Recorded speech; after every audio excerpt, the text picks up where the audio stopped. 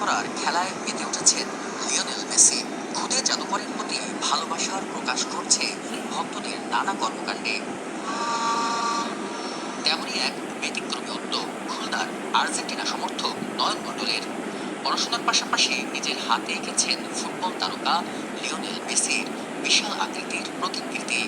20 foot দৈর্ঘ্য ও 17 foot প্রস্থের এই চিত্রকর্ম তৈরি করতে তিনি ব্যবহার করেছেন 504টি A4 সাইজের কাগজ।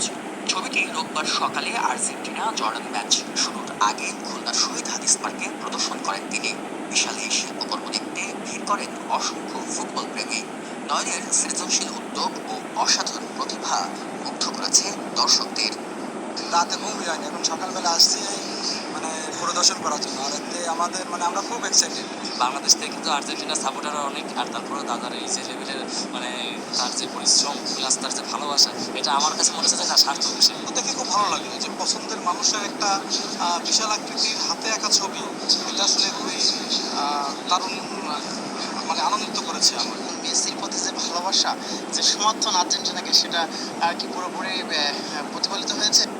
বন্ধুদের অনুপ্রেরণা আর মেসির প্রতি অগাধ ভালোবাসা থেকে এই উদ্যোগ। প্রায় 1 মাসের অক্লান্ত পরিশ্রমে তৈরি করা চিত্রকর্মটি একদিন লিওনেল মেসির হাতে তুলে দেওয়ার স্বপ্ন দেখেন নয়ন। প্রথমে ধারণা ছিল যে আসলে বাংলাদেশের যদি বড় কিছু করি তাই মেসি ছবি আঁকবো, আর এটা 25 সালে আঁকছিলাম। সেই হিসেবে আমার উদ্দেশ্য ছিল এই যে 26 সালের বিশ্বকাপ। আমি চাই যে নিউজ চ্যানেলের মাধ্যমে এটা বিশ্বব্যাপী ছড়িয়ে পড়ে, যেন মেসির কাছে এটা যাক, উনি দেখতে পারে যে ওনার এমন একটা বাংলা ভক্ত আছে বাংলাদেশে।